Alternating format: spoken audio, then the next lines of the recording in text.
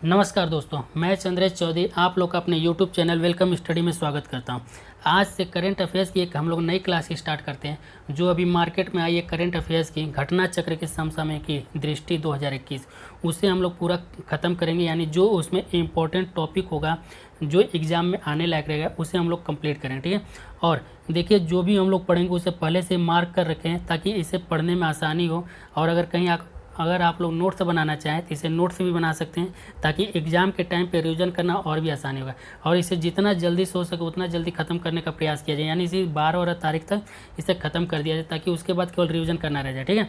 और अगर आप लोग कहीं से करंट अफेयर पहले से पढ़ चुके हैं या मेरी क्लास कर रखे हैं या फिर से कहीं और पढ़े या कोई मैगजीन पढ़े हैं तो इसमें से बहुत सारे ऐसे टॉपिक है जो आप लोगों को मिलेगा जो आप लोगों को पढ़ना नहीं पड़ेगा, तो और भी ज़्यादा ईजी हो जाएगा। और इसे नोट्स बनाते जाइए क्योंकि बहुत कम लिखना पड़ेगा, किसी भी टॉपिक में बहुत कम लिखना पड़ेगा, ठीक है। अब सारा इसमें थोड़ी लिखना है, बहुत कम लिखना पड़ेगा, तो इसलिए बेहतर एक नोट्स बनाते जाइए। नोट्स बनाया उसे रिवीजन करते रहिए तो आपका तैयार हो जाएगा। जब तक एग्जाम आएगा तब तक ये करंट अफेयर्स पोर्शन खत्म हो जाएगा, ठीक है। अगर आप लोग को क्लास पसंद आती है प्लीज़ इसे लाइक करिए, शेयर करिए, कमेंट करके बताइए कि ये क्लास कैसी लगी और ज़्यादा से ज़्यादा लोगों तक शेयर करिए, ठीक है।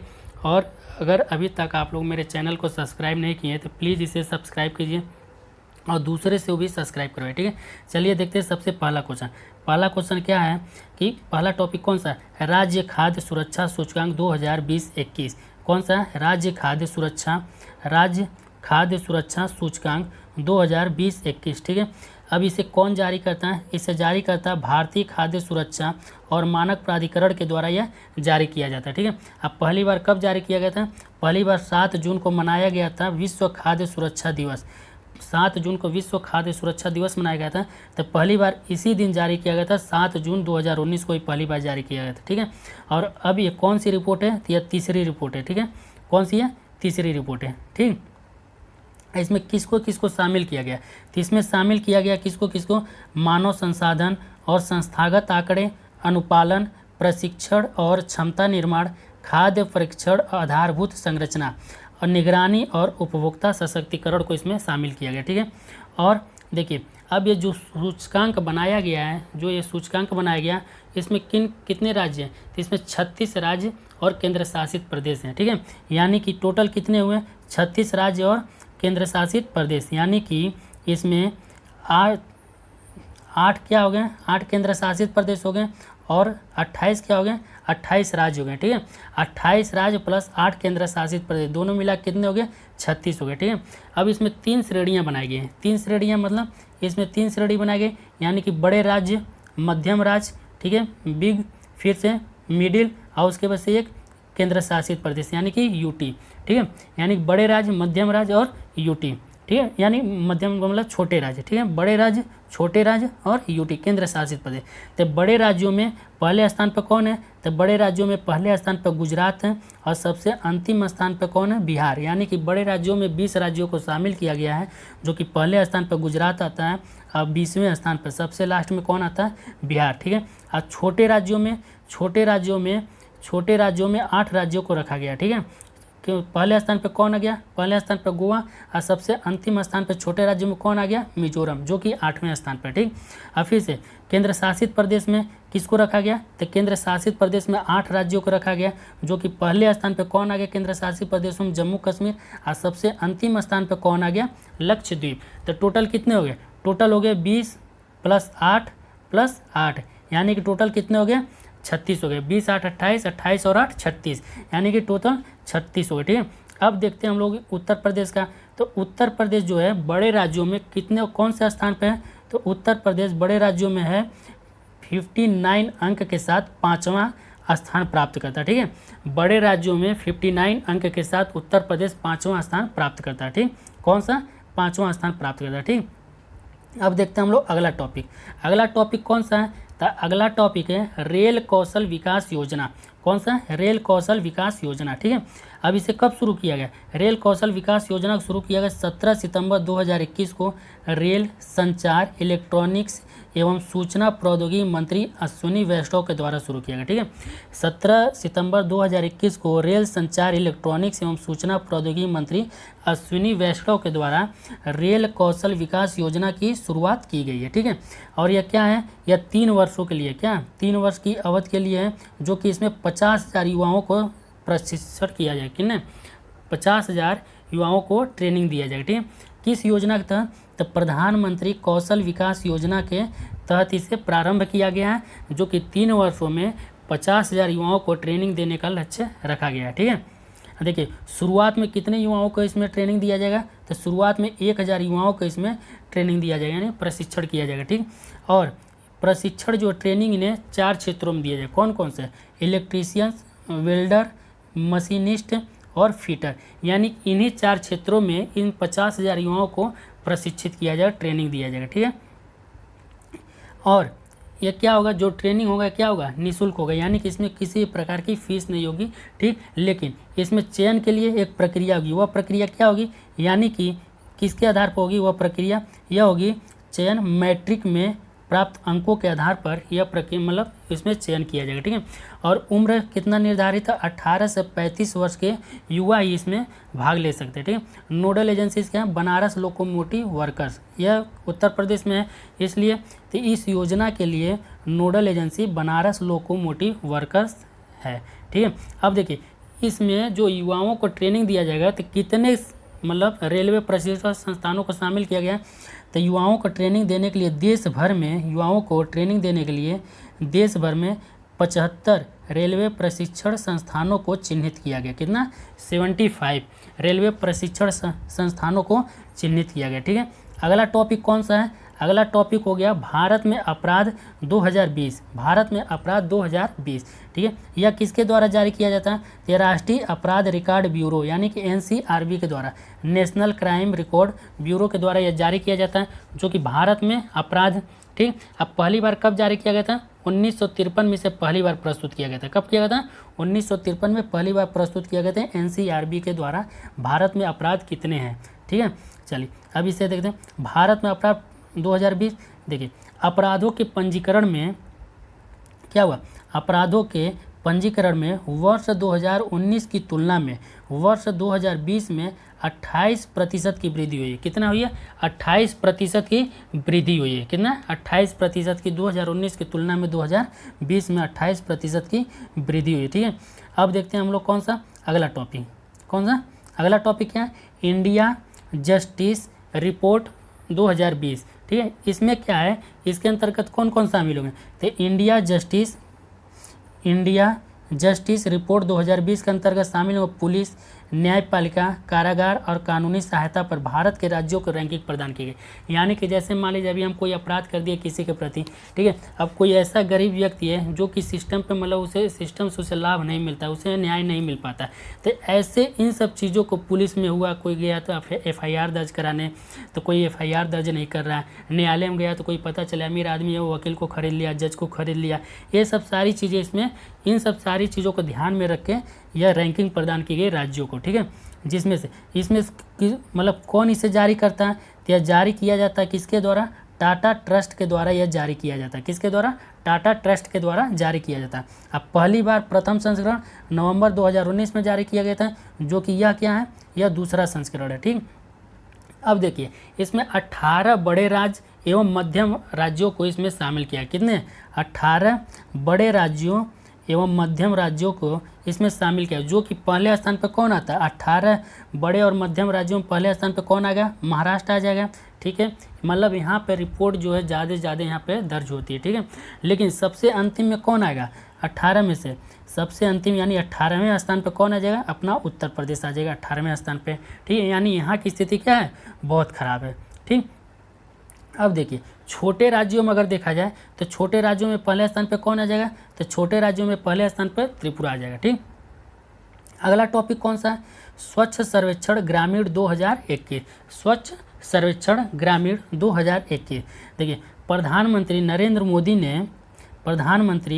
मोदी ने 2 अक्टूबर 2014 को एक अभियान चलाया। क्या? स्वच्छ भारत मिशन की शुरुआत की थी। ठीक है, प्रधानमंत्री नरेंद्र मोदी 2 अक्टूबर 2014 को स्वच्छ भारत मिशन की शुरुआत की। ठीक, अब इसमें 2 उप मिशन बनाए गए। कौन कौन से? एक उप मिशन बनाया गया क्या? स्वच्छ भारत मिशन ग्रामीण, एक बनाया गया स्वच्छ भारत मिशन शहरी। ठीक है, स्वच्छ भारत मिशन ग्रामीण और स्वच्छ भारत मिशन शहरी बनाया गया। ठीक, अब देखिए जो स्वच्छ भारत मिशन ग्रामीण है ये किस मंत्रालय के तहत आता है? तो यह जल शक्ति मंत्रालय के अंतर्गत आता है। और शहरी जो होता है शहरी जो भारत मिशन है, ठीक है, स्वच्छ भारत मिशन जो शहरी है वह किस मंत्रालय के अंतर्गत आता है, तो वो आएगा आवासन एवं शहरी कार्य मंत्रालय द्वारा प्रस्तावित किया जाता है। ठीक है, दोनों अलग अलग मंत्रालय द्वारा प्रस्तावित किए जाते हैं।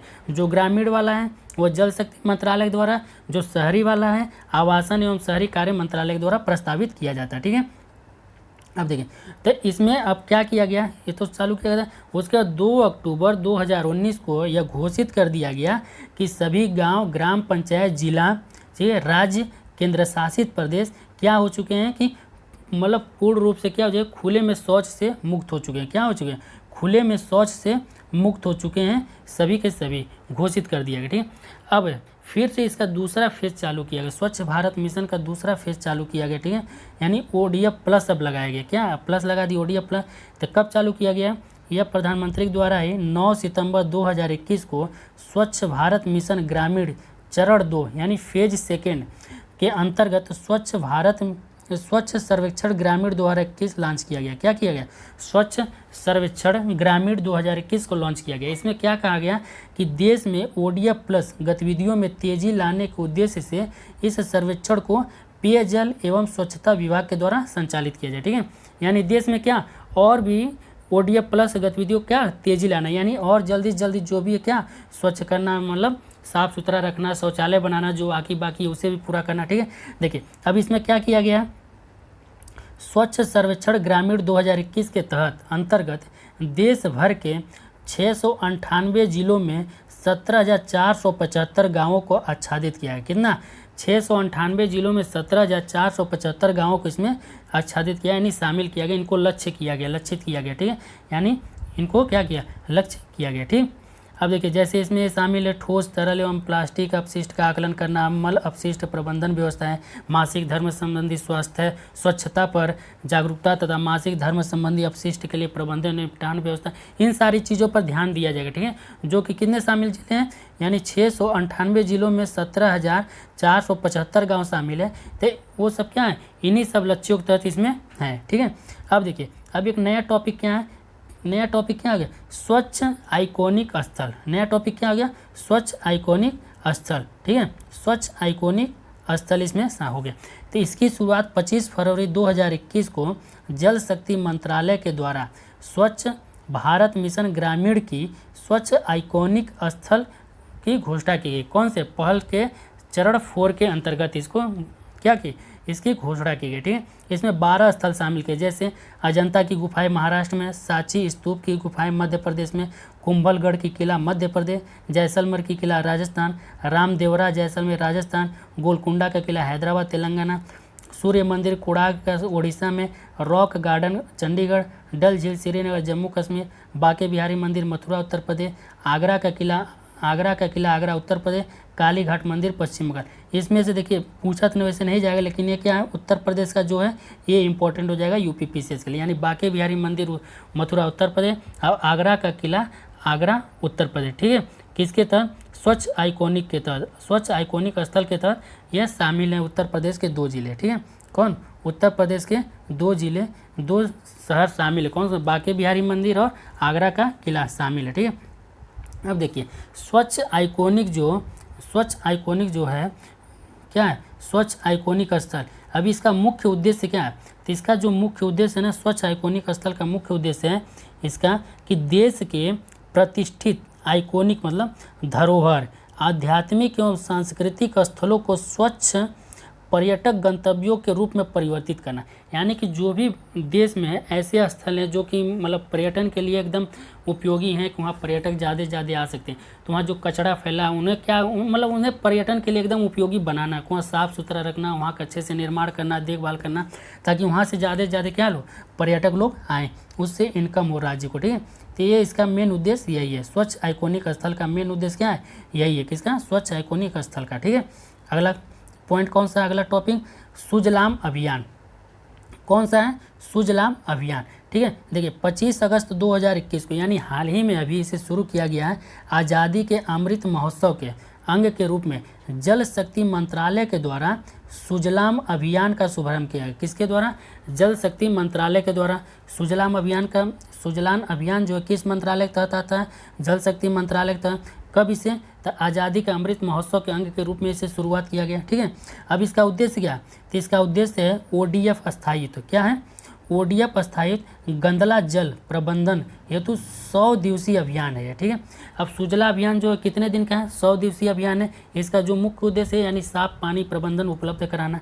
ठीक है, यहाँ क्या करना, साफ पानी प्रबंधन उपलब्ध करना। देखिए अब यहाँ पे किसको किसको केंद्रित करता है, यानी कि क्या है 10 लाख सोख्ता गड्ढों को। सोख्ता क्या होता है, यानी जो घर से मान लीजिए जो आपसे जो पानी निकलता है अपने, तो उसको क्या है सोख्ता बनाया जाता है कि पानी क्या रोड पे नालियों पे इस तरह किसी के दरवाजे पे ना फैले, द्वार पे ना फैले, तो पानी क्या अंदर चला जाए, तो सोख्ता बनाया जाता है। तो 10 लाख सोख्ता गड्ढों का निर्माण किया जाएगा। शौचालय की मरम्मत की जाए, यानी कि जो भी गवर्नमेंट का जो शौचालय बनाए गए थे या जो शौचालय खराब हो गए उनका क्या, उनका निर्माण किया जाएगा। नए परिवारों तक शौचालय जिनके अभी तक शौचालय नहीं पहुँचे, जिन लोगों तक, ठीक है, जो पिछड़े लोग हैं, बहुत ज़्यादा पिछड़े बैकवर्ड एरिया है जहाँ तक अभी शौचालय नहीं पहुँचा, वहाँ तक शौचालय पहुँचाना। ठीक है, यह क्या करना, शौचालय पहुँचाना, यानी कि ODF प्लस के दर्जे को प्राप्त करने के उद्देश्य से संचालित होगा। ये चीज़ क्या होगा, ODF प्लस के दर्जे को प्राप्त करने के उद्देश्य से यह संचालित हो, क्या, सुजलाम अभियान, सुजलाम अभियान। ठीक है, देखिए अब अगला कौन सा है, इंदौर। यानी इंदौर जो है ना भारत का पहला ऐसा शहर है जो कि क्या है, जल आदि के शहर घोषित किया गया। ठीक है, इंदौर को क्या, भारत का पहला जल आदि के शहर घोषित किया है, यानी कि वाटर प्लस, यानी कि जो यहाँ के वाटर सप्लाई है, वाटर पानी है, यहाँ पे क्या है, ये स्वच्छ सर्वेक्षण 2000, ये क्या है, वाटर प्लस सिटी हो गया। ठीक है, यानी यहाँ पे वाटर की उपलब्धता ठीक है, यहाँ पे कमी नहीं है, इसलिए क्या, इसे वाटर प्लस शहर घोषित किया गया। ठीक है, यानी भारत का पहला जल आधिक वाटर प्लस शहर घोषित किया गया। ठीक, इंदौर ने स्वच्छ सर्वेक्षण 2021 के तहत देश के पहले जल आधिक शहर वाटर प्लस सिटी होने का प्रमाण पत्र प्राप्त कर लिया। ठीक है, तो कौन प्राप्त किया, इंदौर शहर, कहाँ का, मध्य प्रदेश। और देखिए इंदौर जो है ना इंदौर को भारत के सबसे स्वच्छ शहर का भी दर्जा प्राप्त है, जो कि लगातार चौथी बार यह दर्जा प्राप्त किया है। कितने, लगातार चौथी बार। ठीक, अब देखिए NIRF क्या है, NIRF। ठीक,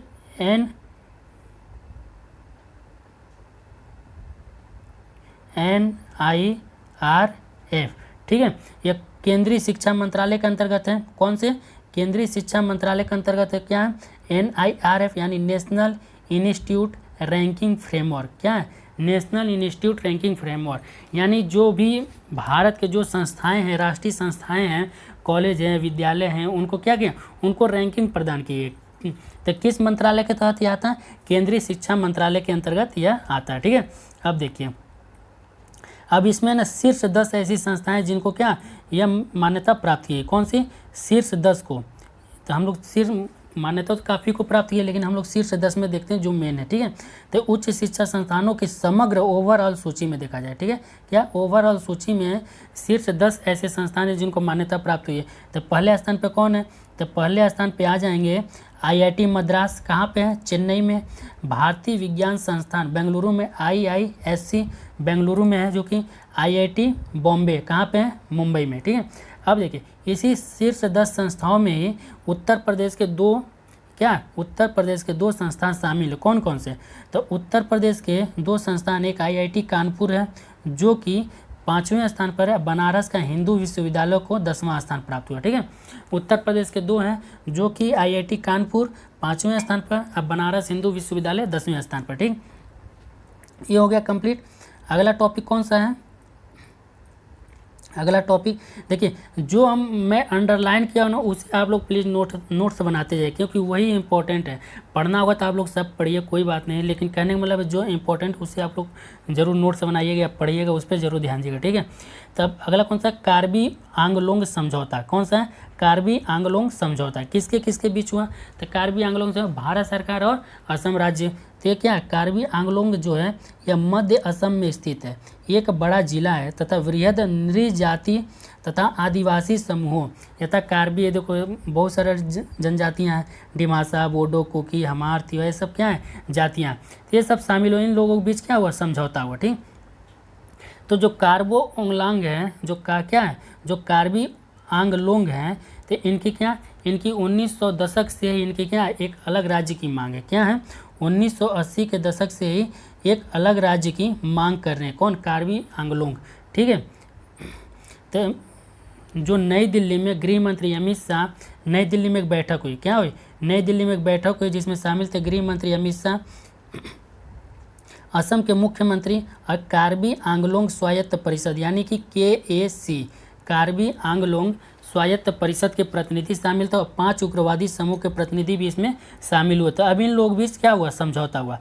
क्या हुआ? इन लोग बीच समझौता हुआ। ठीक है, देखिए इससे पहले भी इन लोगों के बीच बैठकें हो चुकी हैं जो कि समझौता, लेकिन क्या हुआ? असफल रहा। जैसे इसके पहले 2 बैठकें हो चुकी थी, जैसे 1995 में, 2011 में, जो कि क्या हुआ? समझौता नहीं बना, नहीं बात बनी। लेकिन फिर से 2021 में हुआ, केंद्र राज्य विद्रोही गुट के बीच यह हस्ताक्षरित हुआ। समझौता हुआ कब? 23 फरवरी 2021 को यह समझौता हुआ। ठीक है, अब देखिए इस समझौते में क्या किया गया, तो इस समझौते के तहत ही ना जो कम से कम क्या हुआ? कम से कम 1000 से ज़्यादा सशस्त्र उग्रवादियों ने क्या किया? अपने हथियार डाल दिए। ठीक है, अब कार्बी क्षेत्र के विकास के लिए 5 वर्षों में 1000 करोड़ रुपए केंद्र और राज्य सरकार द्वारा आवंटित किया जाएगा। ठीक है, इन लोग भी जब समझौता, जो कार्बी क्षेत्र के विकास अब किया जाएगा, जिसके लिए राज्य और केंद्र सरकार मिलकर 1000 करोड़ रुपए का क्या करिए? आवंटन करिए, ताकि उस क्षेत्र का विकास हो जाए। ठीक है, कार्बी आंगलोंग स्वायत्त परिषद जो है, इस अधिकार क्षेत्र से बाहर रहने वाले कार्बी लोगों के विकास के लिए असम सरकार द्वारा कार्बी कल्याण परिषद का गठन किया गया। क्या? कार्बी कल्याण परिषद का गठन किया गया। ठीक है, जो इस संगठन से बाहर हैं उनके लिए भी। ठीक है, अब फिर से राज्य की संचित निधि का संशोधन किया जाए। क्यों? क्योंकि अब समझौता हुआ तो कार्बी आंगलोंग भी इसमें शामिल हो गए, तो कार्बी आंगलोंग को अब विशेष रूप से इनके लिए भी बजट शामिल किया जाए, तो राज्य की संचित निधि में संशोधन किया जाए, ताकि इनका क्या हो? इनका विकास हो सके। ठीक, और क्या किया जाए? जब इनका विकास किया जाएगा तो इस बात का ध्यान रखा जाएगा कि इनकी सांस्कृतिक और भाषाई पहचान क्या हो? कोई भी नुकसान न हो। सांस्कृतिक और भाषाई पहचान को कोई नुकसान न हो, इसको सुरक्षा और संरक्षण प्रदान किया जाए। ठीक है, और जब समझौता हुआ तो उग्रवादियों ने एक बात और रखी। क्या? पुनर्वास की मांग की। क्या? पुनर्वास की मांग की, उस पर भी समझौता किया। ठीक, अब देखिए पूर्वोत्तर क्षेत्र जिला सतत विकास लक्ष्य सूचकांक और डैशबोर्ड 2021-22। ठीक है, कुछ ऐसे संस्थाएं जो कि इसको अभी पहली बार शुरू किए। कौन कौन मिलकर इसको शुरू किए? तो संयुक्त राष्ट्र विकास परिषद। कौन? संयुक्त राष्ट्र विकास परिषद यानी कि UNDP, united national development programme, NITI Aayog और पूर्वोत्तर क्षेत्र विकास मंत्रालय के द्वारा एक अपनी तरह का पहला संयुक्त अभ्यास है। ठीक है, अब इसके तहत क्या किया जाएगा? जो पूर्वोत्तर के जिले हैं, जो पूर्वोत्तर के राज्य, उनके जिलों को अंक प्रदान किया जाएगा। ठीक है, तो पूर्वोत्तर के राज्य में कितने राज्य इसमें शामिल? 8, 7 बहनें और एक और कौन? सिक्किम। ठीक है, 7 बहनें और एक सिक्किम। ठीक है, यानी कि सब क्या? पूर्वोत्तर के। इसके तहत इनको क्या रैंकिंग प्रदान की जाएगी, यानी कि पूर्वोत्तर का कौन सा ऐसा जिला है जो कि अपने आप को बेहतर कर रहा है और 2030 तक और भी ज़्यादा अपने आप को बेहतर कर ले। कब तक? 2030 तक। क्या है यहाँ पे कि प्रत्येक जिले का प्रदर्शन 0 से 100 के पैमाने पर मापा जाएगा। यदि किसी जिले ने 100 अंक प्राप्त कर लिए तो इसका अर्थ है कि उस जिले ने वर्ष 2030 के निर्धारित लक्ष्यों को प्राप्त कर लिया। ठीक है, 2030 के निर्धारित लक्ष्यों को प्राप्त कर लिया। ठीक, 2030 के निर्धारित लक्ष्य कौन से थे?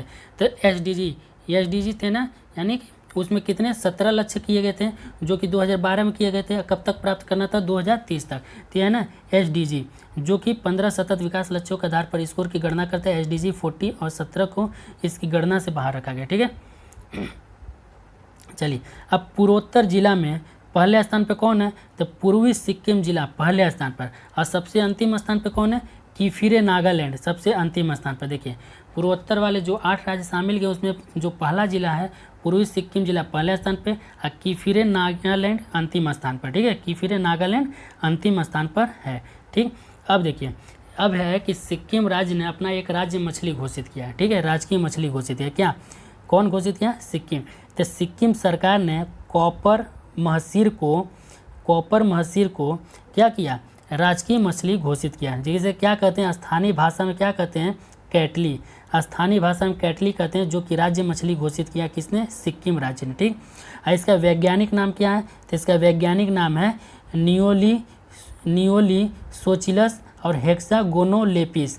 नियोलिसोचिलस हेक्सागोनोलेपिस। ठीक है, ठीक है, ये इसका वैज्ञानिक नाम है। अब मुख्य रूप से किन क्षेत्रों में पाया जाता है, तो मुख्य रूप से यह तीस्ता एवं रंगित नदियों में पाया जाता है और उसके सहायक नदियों में। ठीक है, मुख्य रूप से तीस्ता और रंगित नदियों में पाया जाता है, लेकिन कुछ मात्रा में उसके सहायक नदियों में भी यह पाया जाता है। ठीक है, क्या क्या कैटली, ठीक है, उसका कॉपर महसीर, कैटली को स्थानीय भाषा में कहा जाता है, वैसे कॉपर महसीर जो कि राज्य की भाषा उसका हो गया, जो कि सिक्किम ने अपने राजभाषा में मतलब शामिल किया है। ठीक है, अब देखिए जो कैटली यानी इसे लखनऊ है, यानी 1992 में राष्ट्रीय कृषि अनुसंधान परिषद लखनऊ में स्थित है, और राष्ट्रीय मत्स्य आनुवंशिकी संशोधन ब्यूरो, ये दोनों लखनऊ में, जिसे लखनऊ ने 1992 में क्या लुप्त प्राय प्रजाति घोषित कर दिया था। ठीक है, और यह जो है ना IUCN के रेड लिस्ट में शामिल है। क्या IUCN के रेड लिस्ट में शामिल है, लुप्त प्राय श्रेणी में, यानी एंडेजर्ड वर्गीकृत है, एंडेजर्ड में वर्गीकृत है। ठीक है, कौन, कैटली या कॉपर महसीर। ठीक, अगला टॉपिक कौन सा है, तो अगला टॉपिक है, ठीक है, कौन सा, हाँ, भारतीय स्मार्ट सिटीज पुरस्कार 2020। क्या है, भारतीय स्मार्ट सिटीज पुरस्कार 2020। ठीक है, अब देखिए इस कौन मंत्रालय के अंतर्गत है, यह केंद्रीय आवासन एवं शहरी कार्य मंत्रालय के अंतर्गत है। ठीक है, देखिए अगर क्लास पसंद आए तो प्लीज़ इसे लाइक करिएगा, शेयर करिएगा। अगर अभी तक आप लोग मेरे चैनल को सब्सक्राइब नहीं किए तो प्लीज़ इसे सब्सक्राइब कीजिएगा और ज़्यादा से ज़्यादा लोगों तक पहुँचाए। ठीक है, अब बेल आइकन को जरूर प्रेस करिएगा ताकि कोई भी वीडियो अपलोड हो तो आप लोगों तक जरूर पहुँच जाए। ठीक, तो चलिए, यानी केंद्रीय आवासन एवं शहरी कार्य मंत्रालय के अंतर्गत कौन सा भारतीय स्मार्ट सिटीज पुरस्कार 2020 जारी किया गया। ठीक है, अब इसमें क्या है कि स्मार्ट सिटीज मिशन अमृत, क्या स्मार्ट सिटीज मिशन, 3 योजनाएं इसमें, कौन कौन सी, स्मार्ट सिटीज मिशन अमृत, प्रधानमंत्री आवास योजना शहर की, ये तीनों योजनाएं क्या है इसमें शामिल है। ठीक है, अब देखिए उत्तर प्रदेश, यानी कि जो राज्यों की श्रेणी में पहला स्थान किसका है, तो उत्तर प्रदेश, दूसरे स्थान पर मध्य प्रदेश, तीसरे स्थान पर तमिलनाडु है। ठीक है, किसमें, राज्य कैटेगरी में, किसमें, राज्य के कैटेगरी में, राज्य श्रेणी में पहले स्थान पर उत्तर प्रदेश, दूसरे पे मध्य प्रदेश और तीसरे स्थान पर तमिलनाडु। ठीक है, अब देखिए सिटी अवार्ड में संयुक्त विजेता किसको घोषित किया गया, यानी कि शहरों के मामले में संयुक्त रूप से किसको दिया गया, तो मध्य प्रदेश और सूरत, मध्य प्रदेश इंदौर और सूरत गुजरात का। ठीक है, इसे संयुक्त रूप से दोनों को सिटी अवार्ड घोषित किया गया। ठीक है, अब केंद्र शासित में किसको, चंडीगढ़, केंद्र शासित में कौन है, पहला स्थान चंडीगढ़। ठीक है, उसके बाद से अहमदाबाद, यानी कि लीडरशिप अवार्ड में किसको दिखा है, लीडरशिप अवार्ड में, स्मार्ट सिटीज लीडरशिप अवार्ड में पहले स्थान पे अहमदाबाद, उसके बाद वाराणसी, उसके बाद रांची को रखा गया दूसरे तीसरे स्थान पर। ठीक है, पहला अहमदाबाद, दूसरा वाराणसी, तीसरा रांची है। ठीक हो गया, अब आ गया राष्ट्रीय खाद्य तेल ऑयल पाम मिशन, कौन सा, राष्ट्रीय खाद्य तेल ऑयल पाम मिशन। ठीक है, राष्ट्रीय खाद्य ऑयल पाम मिशन। ठीक है, ये कब हुआ, तो 1986 में तिलहन एवं प्रौद्योगिकी मिशन की स्थापना की गई थी। 1986 में तिलहनों पर प्रौद्योगिकी मिशन की स्थापना की गई, जिसे संशोधित कर दिया गया कब, 2014 में। आज संशोधित करके अब इसका नाम मतलब परिवर्तित कर दिया गया, तो इसका नाम क्या रखा गया, 2014 में इसका नाम रख दिया गया राष्ट्रीय तिलहन एवं तेल पाम मिशन। ठीक है, परिवर्तित करके इसका नया नाम रखा गया। ठीक, अब इसके तहत क्या है कि इस मिशन के अंतर्गत पूर्वोत्तर क्षेत्र तथा अंडमान एवं निकोबार द्वीप समूह, कौन कौन से, पूर्वोत्तर क्षेत्र और अंडमान निकोबार द्वीप समूह पर विशेष रूप से ध्यान केंद्रित किया जाए। ठीक है, देखिए अंडमान निकोबार जो द्वीप समूह है वहाँ पर नारियल का अच्छा उत्पादन होता है। ठीक है, फिर से लक्षद्वीप में होता है, केरल के तटीय क्षेत्रों में होता है, पूर्वोत्तर, तो इनको इसमें शामिल किया गया। ठीक है, अगला देखिए जलियांवाला बाग शताब्दी स्मारक पार्क, ठीक है, तो ये क्या, जलियांवाला बाग राष्ट्रीय स्मारक अधिनियम 1951 के माध्यम से, जलियांवाला बाग राष्ट्रीय स्मारक अधिनियम 1951 के माध्यम से जलियांवाला बाग को एक क्या घोषित कर दिया, राष्ट्रीय स्मारक घोषित कर दिया। ठीक है, जलियांवाला बाग को क्या घोषित कर दिया, राष्ट्रीय स्मारक घोषित कर दिया। ठीक है, राष्ट्रीय स्मारक घोषित कर दिया गया कब, जो कि देश में 13 अप्रैल 2019 से लेकर 13 अप्रैल 2020 तक जलियांवाला बाग हत्याकांड के शताब्दी समारोह का आयोजन किया जाएगा। ठीक है, शताब्दी यानी 100 वर्षों का आयोजन किया गया था। कब? ठीक है, 100 शताब्दी समारोह। ठीक है, यानी कि 13 अप्रैल 2019 से लेकर कब 13 अप्रैल 2020 तक के जलियांवाला बाग हत्याकांड के शताब्दी समारोह का आयोजन किया गया था। ठीक है, अब देखिए यह कहाँ पर स्थापित किया जाएगा? राष्ट्रीय स्मारक, जो जलियांवाला बाग का राष्ट्रीय स्मारक के रूप में कहाँ पर स्थापित किया जाएगा? तो इसकी स्थापना किया जाएगा पंजाब के अमृतसर जिले में किस स्थान पर? रणजीत एवेन्यू स्थित अमृत आनंद पार्क में क्या किया जाएगा? इसको स्थापित किया जाएगा। किसको? जलियांवाला बाग को, राष्ट्रीय स्मारक को। ठीक है, स्थापित किया जाएगा। ठीक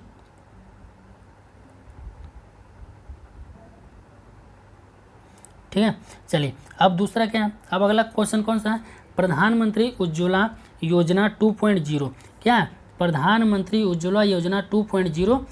ठीक, अब इसमें क्या है कि 1 मई 2016 को स्वच्छ ईंधन बेहतर जीवन के नारे के साथ 1 मई 2016 को स्वच्छ ईंधन बेहतर जीवन नारे के साथ प्रधानमंत्री उज्ज्वला योजना PMU को शुभारंभ किया गया था। कहाँ पे? उत्तर प्रदेश के बलिया जिले से इसको प्रारंभ किया गया था। ठीक है, इस योजना के तहत 8 करोड़ महिलाओं को इसमें शामिल किया। शुरुआत में तो 5 करोड़ थी, लेकिन बाद में 3 करोड़ और बढ़ा दिया गया, जो कि 8 करोड़ महिलाएं इसमें शामिल, मतलब 8 करोड़ परिवार इसमें शामिल हुआ। कौन कौन से? इसमें कितने 7 श्रेणियाँ थी। SC ST, फिर से प्रधानमंत्री आवास योजना ग्रामीण, अंत्योदय अन्न योजना, OBC, चाय बागान से संबंधित, जनजाति, वनवासी, द्वीपी क्षेत्र एवं नदी द्वीपों में निवास करने वाले लोग इसमें शामिल थे। ठीक है, अब देखें 7 सितंबर 2019 को, कब? 7 सितंबर 2019 को प्रधानमंत्री नरेंद्र मोदी ने 8 करोड़वां LPG कनेक्शन औरंगाबाद महाराष्ट्र में वितरित किया था। कहाँ पे? औरंगाबाद महाराष्ट्र में वितरित किया था। ठीक है, अब 8 करोड़ से कंप्लीट हो गया था, लेकिन फिर से प्रधानमंत्री नरेंद्र मोदी ने उज्ज्वला योजना 2.0 शुरू किया। क्या? 10 अगस्त 2021 को प्रधानमंत्री नरेंद्र मोदी के द्वारा प्रधानमंत्री उज्ज्वला योजना 2.0 का शुभारंभ किया गया। ठीक है, और यह कहाँ से किया गया? यह किया गया उत्तर प्रदेश के महोबा जिले से इसकी शुरुआत की गई, जो कि वित्तीय वर्ष क्या है कि वित्तीय वर्ष 21 और 22 के केंद्रीय बजट के अंतर्गत अतिरिक्त 1 करोड़ LPG कनेक्शन प्रधानमंत्री उज्ज्वला योजना के तहत प्रदान किए जाएंगे। अब ठीक है, 2.0 में कितने प्रदान किए जाएंगे? 1 करोड़ LPG कनेक्शन प्रदान किए, और जो पहली बार इस कनेक्शन को लेगा जो लाभार्थी होगा वो निःशुल्क रूप से गैस सिलेंडर पाएगा, वो भी भरा हुआ, और एक क्या होगा? एक चूल्हा उसी में मिलेगा। यानी लाभार्थियों को पहला रिफिल और चूल्हा निःशुल्क प्रदान किया जाएगा। ठीक है, अगला कौन सा है? विश्व जैव ईंधन दिवस। विश्व जैव ईंधन दिवस। ठीक है, तो देखिए प्रतिवर्ष 10 अगस्त को मनाया जाता है विश्व जैव ईंधन दिवस मनाया जाता है। इसका उद्देश्य क्या है कि पारंपरिक जीवाश्म ईंधनों के विकल्प के रूप में गैर जीवाश्म ईंधनों के महत्व के प्रति जागरूकता पैदा करना। ठीक है, पारंपरिक जीवाश्म ईंधन के विकल्प के रूप में गैर जीवाश्म ईंधनों के महत्व के प्रति जागरूकता पैदा करना इसका उद्देश्य है। ठीक, अगला कौन सा? शून्य अभियान। ठीक है, क्या है? शून्य अभियान। यानी 15 सितंबर 2021 को नीति आयोग ने RMI एवं RMI इंडिया के साथ शून्य अभियान की शुरुआत की। किसने की? नीति आयोग ने शुरुआत की। कब? 15 सितंबर 2021 को RMI एवं RMI इंडिया के साथ मिलकर शुरुआत की। क्या? शून्य अभियान की शुरुआत की। ठीक है, अब इसका क्या? यानी कि इसका लक्ष्य है कि शून्य प्रदूषण आपूर्ति वाहनों को बढ़ावा देना। यानी कि ऐसे वाहन का रोडों पे ऐसे वाहन लाना जिनसे क्या प्रदूषण क्या हो? शून्य हो। ठीक है, जैसे इसका उद्देश्य मुख्य क्या उद्देश्य क्या कि शहरी क्षेत्र में इलेक्ट्रिक वाहनों को अपनाए जाने में तेजी लाना। किसको? इलेक्ट्रिक वाहन। यानी कि इससे क्या होगा? शून्य प्रदूषण होगा। तो इसलिए शून्य अभियान क्या चलाया गया? शून्य अभियान चलाया गया, इसलिए कि इलेक्ट्रिक वाहन को लाया जाए। किसने चलाया? नीति आयोग ने चलाया। किसके साथ? RMI एवं RMI इंडिया के साथ मिलकर चलाया। कब? 15 सितंबर 2021 को। ठीक है, देखिए अगला क्वेश्चन कौन सा कि लद्दाख में केंद्रीय विश्वविद्यालय की स्थापना की। कहाँ पे? लद्दाख में केंद्रीय विश्वविद्यालय की स्थापना की है। ठीक है, क्या? वित्त मंत्री निर्मला सीतारमण ने लद्दाख की राजधानी लेह में केंद्रीय विश्वविद्यालय स्थापित करने का प्रस्ताव रखा था। ठीक है, वित्त मंत्री किसमें, 2021 और 22 के केंद्रीय बजट में। 2021 और 22 के केंद्रीय बजट में वित्त मंत्री निर्मला सीतारमण ने लेह में, जो कि लद्दाख की राजधानी है, केंद्रीय विश्वविद्यालय स्थापना की प्रस्ताव रखा। ठीक है, अब इस विश्वविद्यालय का नाम क्या होगा, तो इस विश्वविद्यालय का नाम क्या होगा, तो इस विश्वविद्यालय का नाम होगा क्या, सिंधु केंद्रीय विश्वविद्यालय। क्या नाम होगा, सिंधु केंद्रीय विश्वविद्यालय इसका नाम होगा। ठीक है, जो कि देश का पहला ऐसा केंद्रीय विश्वविद्यालय है जिसका नाम किसी नदी के नाम पर रखा गया, जिसका नाम किसी नदी के नाम पर रखा गया, किस पे, सिंधु नदी के नाम पर रखा गया। ठीक है, अगला कौन सा है, एकीकृत बहुउद्देशीय अवसंरचना विकास निगम। एकीकृत बहुउद्देशीय अवसंरचना विकास निगम। ठीक है, 22 जुलाई 2021 को केंद्रीय मंत्रिमंडल ने लद्दाख में, कहाँ पे, लद्दाख में एक एकीकृत बहुउद्देशीय अवसंरचना विकास निगम की स्थापना की मंजूरी दी है। किसने, केंद्रीय मंत्रिमंडल ने। कहाँ पे, लद्दाख में, केंद्र शासित प्रदेश। एकीकृत बहुउद्देशीय अवसंरचना विकास निगम की स्थापना की मंजूरी दे दी। कब, 22 जुलाई 2021 को। ठीक है, अब यह क्या है, यह क्या मतलब इसका कार्य क्या होगा, देखिए इसमें 25 करोड़ रुपए की लागत होगी, पहली बात। दूसरी, वहाँ पे जो भी केंद्र शासित प्रदेश जो लद्दाख है ना, वहाँ पे कुछ ऐसे क्षेत्र होंगे जो कि पर्यटन के लिए महत्वपूर्ण होंगे, तो पर्यटन का बढ़ावा देना। क्या, पर्यटन एवं परिवहन उद्योग को विकसित करना, ताकि वहाँ ज़्यादा से ज़्यादा लोग आएँ, इनकम हो, प्लस वहाँ के उत्पाद एवं हस्तशिल्प उद्योगों को प्रोत्साहन देना। ठीक है, क्योंकि जब लोग आएंगे पर्यटन के लिए तो लोग भी उसे भी खरीदेंगे, लेके जाएंगे, तो उत्पादों और हस्तशिल्प उद्योगों को प्रोत्साहित करना। ठीक है, अगला कौन सा है, उमलिंग ला दर्रा विश्व की उमलिंग ला दर्रा विश्व की सबसे ऊंची मोटर योग्य सड़क है। ठीक है, क्या, विश्व की सबसे ऊंची मोटर योग्य सड़क है, जो कि इसके पहले कौन था, तो अभी तक विश्व की सबसे ऊंची मोटर योग्य सड़क विश्व का रिकॉर्ड बोलिविया की एक सड़क के नाम दर्ज था। ठीक है, अब बोलिविया में एक ज्वालामुखी पाया जाता है, कौन सा ज्वालामुखी, क्या नाम है, उतुरुकी ज्वालामुखी। ठीक है, उतुरुकी ज्वालामुखी। ठीक, अब देखिए 4 अगस्त 2021 को, यानी BRO बॉर्डर रोड्स ऑर्गेनाइजेशन ने पूर्वी लद्दाख में उमलिंग ला दर्रे पर, कहाँ पे, उमलिंग ला दर्रे पर 19,300 फीट की ऊंचाई पर स्थित विश्व की सबसे ऊंची मोटर योग्य सड़क का क्या किया, उद्घाटन किया या घोषित किया। ठीक है, तब क्या हो गया, विश्व की सबसे ऊंची मोटर योग्य सड़क कहाँ पे स्थित है, लद्दाख में हो गई। कहाँ पे, लद्दाख में हो गई उमलिंगला दर्रे पर। लद्दाख में कहाँ, उमलिंगला दर्रे पर। ठीक है, और इसका निर्माण किसके तहत किया जा रहा है, तो इसका निर्माण प्रोजेक्ट हिमांग के तहत, या हिमांग का प्रोजेक्ट कहिए, या प्रोजेक्ट हिमांग के तहत इसका निर्माण किया जा रहा है। ठीक है, इसकी लंबाई कितनी होगी, 52 किलोमीटर इसकी लंबाई होगी। ठीक है, और इसकी जो ऊंचाई कितनी होगी, तो 19,300 फीट इसकी ऊंचाई होगी। ठीक है, 19,300 फीट इसकी ऊंचाई, 52 किलोमीटर इसकी लंबाई होगी। ठीक है, और यह किसको जोड़ेगा, तो यह जोड़ेगा लद्दाख के चिसुमले एवं देमचोक गांव को आपस में जोड़ती है। क्या, लद्दाख के चिसुमले एवं देमचोक गांवों को आपस में जोड़ती है, क्या करती है, आपस में जोड़ती है। ठीक है, अगला कौन सा, प्रोजेक्ट हिमांग। क्या है, प्रोजेक्ट हिमांग।